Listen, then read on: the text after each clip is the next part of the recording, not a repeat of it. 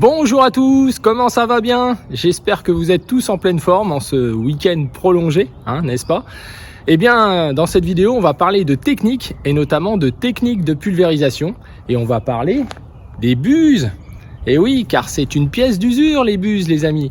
Et ce sont elles, en grande partie, qui vous permettent la qualité de votre pulvérisation, qui vous permettent la bonne efficacité des applications que vous faites avec différents produits, que ce soit de protection ou de nutrition.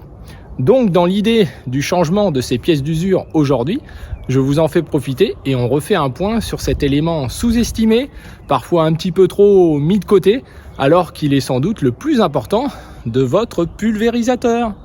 Alors si ça vous intéresse, on est parti.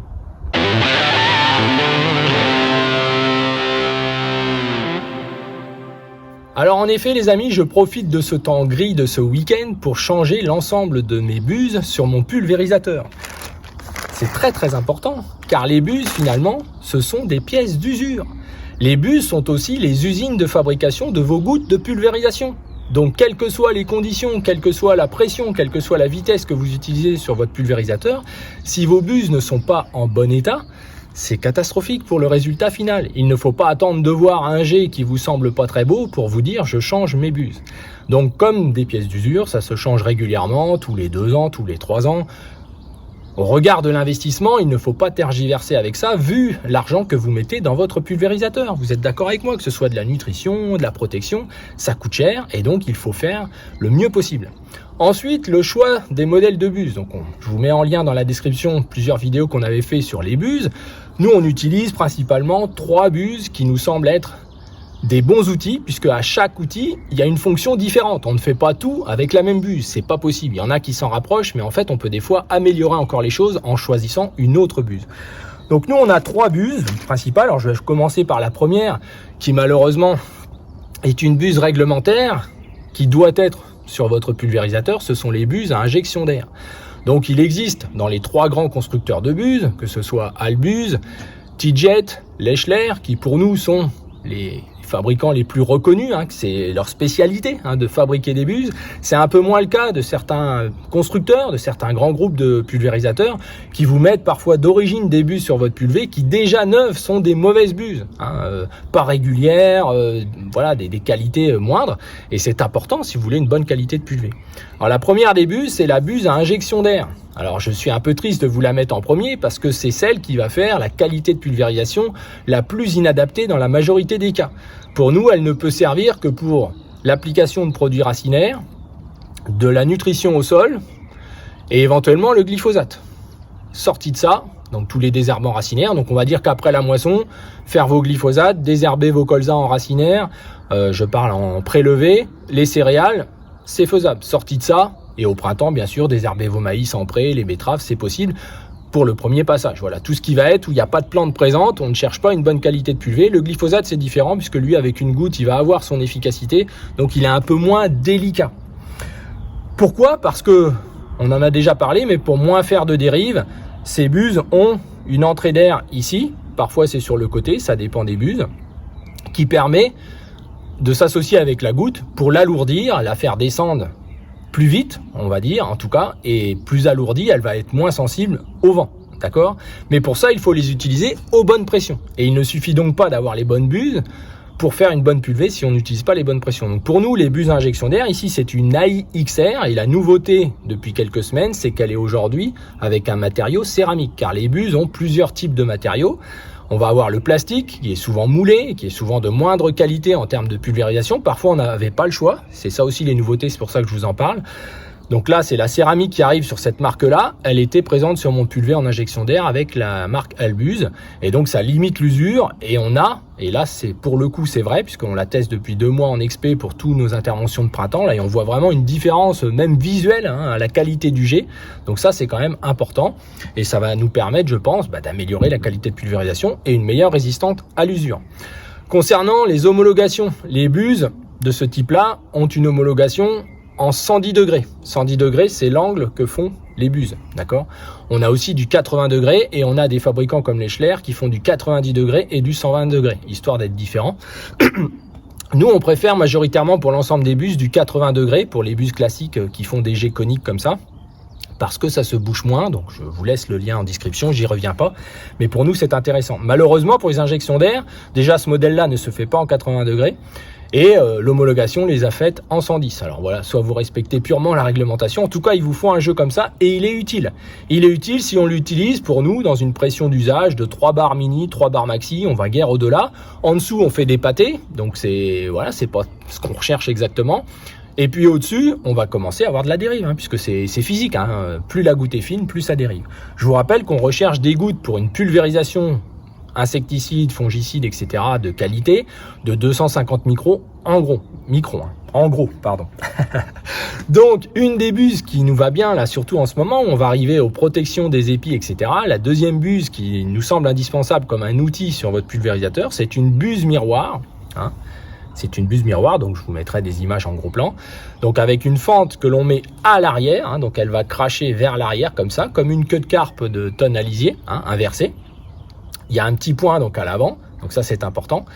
Et cette buse-là, elle a changé puisqu'aujourd'hui elle n'est plus qu'en plastique, elle existe aussi en céramique. Donc ça c'est très très important puisque c'est une buse qui s'usait assez rapidement, mais qui a souvent, dans ce que l'on mesure, une des meilleures homogénéités de gouttes, c'est-à-dire qu'elle est capable de faire plus de gouttes à 250 microns, si elle est utilisée à la bonne pression, que d'autres buses. Puisque aucune buse aujourd'hui, dans ce qu'on a sous la main, ne fait toutes les gouttes de la même taille, bien entendu. Donc le but, en étant 80 degrés ou en 110 degrés pour les buses coniques, c'est d'éviter justement d'avoir trop fines gouttes par rapport à de la 80 degrés qui va être plus homogène. On a moins de dérive avec une 80 degrés qu'avec une 110 degrés. Par contre, ces buses-là, elles ne sont pas ni en 90 degrés ni en 110 degrés puisqu'elles font un cône beaucoup plus large vers l'arrière, un peu comme je disais, une queue de carpe de tonne à lisier. Les éleveurs voient bien de quoi je parle. Et donc, elle a l'avantage, c'est qu'on peut l'utiliser à une hauteur de rampe beaucoup plus faible que les buses qu'on a vues avant, puisque une buse classique, que ce soit à injection d'air ou une buse à fente classique, on va avoir besoin d'une hauteur pour un recouvrement double ou triple de, en gros, selon l'angle aussi que vous utilisez, en 80 degrés, ça va plutôt être 80 cm, quand ça va être 50 à 60 cm en 110 degrés, puisque le cône est plus plat, donc on peut descendre les rampes. D'accord, c'est aussi mathématique. Par contre, celle-ci, on peut descendre encore plus bas, 40-30 cm de la végétation. Et pour certaines pulvérisations, comme dans les colzas, c'est une buse moi que j'utilise, on va pouvoir faire pénétrer dans la végétation. Donc on peut avoir les rampes quasiment à ras la végétation, puisque on va vers l'arrière et ça va tomber en gros par gravité et aussi par pression. Alors la pression est plus élevée d'usage, on va plutôt travailler 2 bars et demi, 2 bars à 2 bars et demi, c'est un peu la pression d'usage de la TT, c'est comme ça qu'on l'appelle, puisque là c'est de la marque T-Jet. Donc c'est une buse vraiment très très intéressante, très importante pour les traitements des piaisons. On va améliorer la couverture et c'est pour nous une buse indispensable. Et donc l'arrivée de la céramique va nous faire l'utiliser beaucoup plus, car c'était un peu le défaut, c'était la qualité parfois du jet, c'était du moulé en plastique et l'usure bien entendu.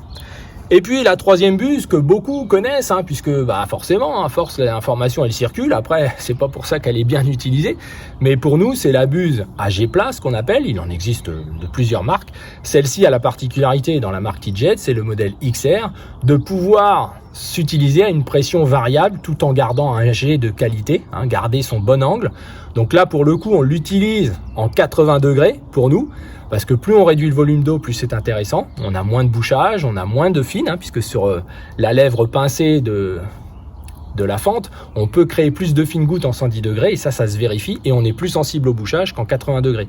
Donc c'est indiqué sur la buse, donc je mets mes lunettes, mais vous avez sur la buse le modèle, la marque, vous avez aussi 80 degrés, donc 80, 002, donc ça c'est le modèle correspondant à la couleur, puisque c'est normalisé aujourd'hui, correspondant à un débit, je crois c'est 0,8 litres 8 minutes, d'accord.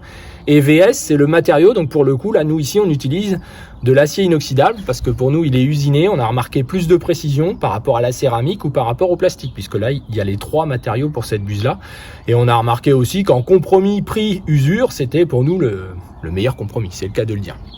Donc la XR c'est la bonne à tout faire, elle va s'utiliser dans une plage de pression de 1 bar 2, 1 bar 3 selon les modèles de couleur, jusqu'à 1 bar 8 maximum. En couleur, on va vous conseiller nous orange, verte et jaune. Dès qu'on passe au-dessus, on est déjà un petit peu moins bien. Puis alors au-delà, bleu, rouge et compagnie, pour nous, c'est plus de la pulvérisation, c'est de la peinture. Parce que ça se voit, et si vous le mesurez, encore une fois, c'est comme la herse rotative, faut aller regarder, faut utiliser des outils d'observation et pas juste des avis comme ça. Faut aller regarder, voilà, faut se baser sur des faits et du factuel. Voilà, donc en termes de qualité de pulvé, pour nous, c'est la bonne à tout faire. Rien que si vous aviez ce jeu-là, à un bar 2, on limite fortement la dérive, on est quasiment identique à une buse à injection d'air et on fait une meilleure qualité de pulvé. Voilà. Et puis à un bar 5, un bar 8, quand il y a des super conditions, on augmente le nombre d'impacts au centimètre carré, on a une meilleure qualité de pulvérisation et de couverture. Rappel aussi, on fait la même couverture avec un volume réduit si on a les bonnes buses qu'avec beaucoup d'eau. Ça, c'est un fait avéré aussi. On a encore refait des tests l'année dernière sur des traitements des piézons, etc. On aura l'occasion d'en reparler. Mais c'est très, très important de le dire parce que, voilà, il y a aussi ça qui tourne en pleine. Et dans certaines cultures, on est dans des litrages démesurés qui n'ont pas de sens, qui vous font perdre beaucoup de temps. Et vous êtes plus souvent à remplir qu'à pulvériser. Et vu les plages que l'on a, c'est quand même important. Alors, je vais en rester là, les amis. Juste vous dire, voilà, les buses, ce sont des pièces d'usure. Vraiment, c'est très, très important. Ne les prenez pas en mode d'emploi. Ce sont des exemples que je vous donne. Des buses, il y en a beaucoup. Par contre, c'est vrai que d'en avoir des différentes avec des fonctions différentes, c'est très très important. Et l'injection d'air, on la voit trop souvent toute l'année sur votre pulvérisateur. Ça vous amène pour certains un peu de confort d'esprit, etc. Mais en qualité de pulvé, alors vous allez me dire oui, mais ça marche quand même. Oui, mais enfin, si vous voulez un jour réduire la quantité de produits et améliorer vos efficiences, faire moins et mieux, eh bien, avec ces buses-là, on vous le dit d'avance, ça ne sera pas possible. En tout cas, pour nous. N'en déplaise à des tests d'institut parfois où on se demande... Voilà. Alors, il y a beaucoup à dire là-dessus parce que les concessionnaires, pour nous, ne sont pas assez formés sur les buses. Les vendeurs de pulvé, c'en est pas loin aussi. C'est-à-dire que ça les concerne pas. J'ai déjà discuté avec certains. Bah oui, mais nous, on fait un pulvé. Voilà, les buses, c'est autre chose. Bon. Et puis, parfois, dans ceux qui conseillent les buses, même chez les fabricants, il y a des choses qui se disent. Alors, ils nous disent, bah ouais, mais faut nous donner vos tests et tout, comme s'ils en faisaient pas. Donc, oui, parce que la pulvée c'est banalisé, on applique, mais quelle que soit l'application, on voit beaucoup d'images de pulvée avec des dérives dans tous les sens, même chez les fabricants de buses. La vraie pulvée de qualité, ce qu'on appelle nous les techniques de pulvérisation, ça demande un peu de technicité, des conditions, on le rappelle, c'est primordial avant tout le reste, la qualité de vos buses et les utiliser bien sûr à la bonne pression, donc ça c'est très très important. Petit aparté, tout ce qui est filtre de quadrigé, tout ça et tout, pour nous, faut virer tout ça. Qui dit filtre dit entretien. Si vous ne regardez pas à chaque pulvé, tous vos filtres de quadrigé et vos filtres de tronçon, bah oubliez. C'est-à-dire que plus on a de filtres, plus il faut les entretenir. En gros, vous le savez pas, mais des fois au bout d'un quart d'heure, ils sont déjà presque saturés, surtout si vous réduisez le volume d'eau. Donc c'est très très important. La pression à la buse peut être différente justement si on a des filtres qui sont plus ou moins en état et qu'il y en a beaucoup. Ça change entre l'information que vous avez et la réalité de ce qu'il y a à la buse. On peut avoir 0,1, 0,2 bar d'écart et c'est très très important. Voilà, donc les buses sont une pièce d'usure, je conclurai là-dessus, c'est quelque chose que l'on change régulièrement, c'est important, qu'on peut tester en statique, je le redis, à 3 bars, voilà, en statique, en manuel, vous mesurez avec un chronomètre 30 secondes par exemple, puis vous multipliez par 2 pour avoir en litres minutes, et vous verrez la variation possible entre vos buses, et ça c'est important. Bonne hauteur de travail en fonction des degrés, et voilà, et avoir 3 jeux, ça nous semble être un minimum. Autant utiliser votre trigé ou votre 4G à bon escient pour avoir des outils qui amélioreront vos performances et la qualité de votre pulvérisation avec moins de produits, et ça c'est pas rien. Voilà les amis, j'espère que cette vidéo vous a intéressé. C'était une petite vidéo technique au milieu du reste. Alors je vous souhaite à tous une belle semaine, un bon courage, et je vous dis à très bientôt pour la vidéo numéro 5 et dernière vidéo consacrée aux travaux de printemps, où on refera un petit point important de 7-8 minutes sur la herse rotative, puisque vous m'avez fait beaucoup de commentaires, beaucoup de retours dans un sens comme dans l'autre. Et je pense qu'il était important que je vous redonne un petit peu un point global, comparé aussi aux outils à disque et à d'autres choses. Pourquoi pour nous, la herse rotative est un vrai problème et un vrai frein à l'amélioration de vos sols et surtout à la réflexion de la pratique du travail du sol, puisque c'est un outil qui nous ment, c'est un outil qui masque les choses les amis, je vous assure. Alors je vous dis à bientôt, pensez à liker cette vidéo, pensez à la partager, pensez à la commenter, je compte sur vous, et puis pensez à vous abonner. Allez, à bientôt.